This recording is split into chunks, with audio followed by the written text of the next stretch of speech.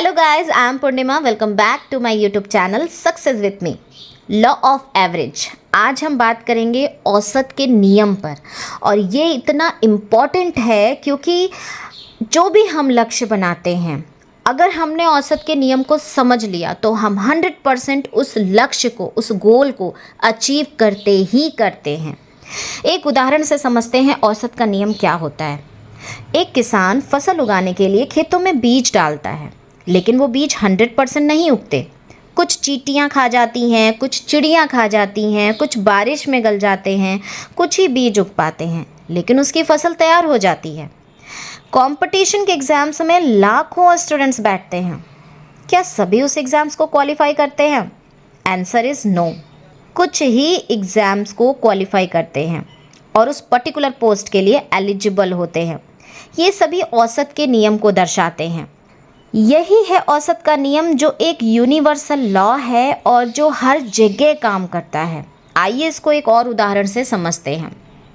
मानते हैं एक व्यवसायी है, व्यवसायी का नाम है जेड, और जेड जो है वो मुंबई में 10,000 अचार की बोतलें बेचने का लक्ष्य निर्धारित करते हैं। इसको हम स्टेप बाय स्टेप समझते हैं कि कैसे वो इस लक्ष्य को पूरा कर पाते हैं।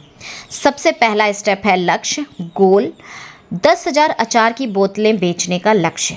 नेक्स्ट, अब उन्हें इसके लिए न्यूज़पेपर में एडवर्टीजमेंट करना है। तो उन्होंने टारगेट ऑडियंस किया, लक्षित दर्शक उन्होंने किया कि अगर मैं 10 लाख अखबार के जो पाठक हैं, जो अखबार पढ़ते हैं, उन तक अखबार के माध्यम से अपना एडवर्टीजमेंट पहुंचा दूं, तो 10 लाख यानी कि 1 मिलियन अखबार के पाठक उसे पढ़ेंगे। ओके, नेक्स्ट स्टेप है उनका फेल्योर रेट। 90% दर्शकों ने विज्ञापन देखा ही नहीं। अक्सर ऐसा होता है, बिल्कुल होता है, कि बहुत से लोग उस विज्ञापन को नहीं देखते हैं। इसका मतलब है कि केवल 10% यानी 1 लाख लोग ही विज्ञापन को देख रहे हैं। जिन 10 लाख लोगों ने विज्ञापन देखा, उसमें से 90% ने अचार नहीं खरीदा। ये भी औसत का नियम है, जहाँ पर सभी तो उसके अचार को नहीं खरीद रहे हैं, यानी केवल 10% यानी 10,000 लोगों ने ही अचार खरीदा। नेक्स्ट स्टेप आप देख रहे हैं, एक सक्सेसफुल सेल्स हुई, यानी उसने टारगेट 100% अचीव किया। जेड ने 10,000 अचार की बोतलें बेचने का जो उसने लक्ष्य निर्धारित किया था, उसने उसे अचीव किया, जबकि एक बड़ी विफलता दर थी। आइए इसको समझते हैं। विफलता दर की गणना करते हैं कि वो कितना विफल रहा है। देखा जाए तो कुल 99% विफलता दर है उसके लिए, क्योंकि 90% ने विज्ञापन देखा ही नहीं, प्लस 90% ने देखा लेकिन खरीदा नहीं। इसके बावजूद विक्रेता ने 10,000 बोतलें बेचने का लक्ष्य पूरा कर लिया। रिजल्ट्स अगर देखें तो इतनी अधिक विफलता दर के बावजूद बड़े दर्शक वर्ग तक पहुंचने की वजह से विक्रेता ने अपना लक्ष्य 100% हासिल किया।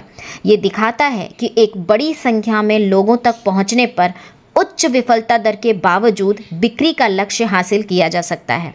माय डियर फ्रेंड्स, चाहे ये बिक्री का फील्ड हो, चाहे ये नेटवर्क मार्केटिंग का फील्ड हो, चाहे ये कोई और प्रोफेशन हो, हर जगह ये औसत का नियम काम करता है। अगर आप इसे अच्छी तरह से समझ पाते हैं और उसी हिसाब से अपना लक्ष्य निर्धारित करते हैं, तो 100% आप अपने लक्ष्य को अचीव करते हैं। Bye bye and wish you wealth.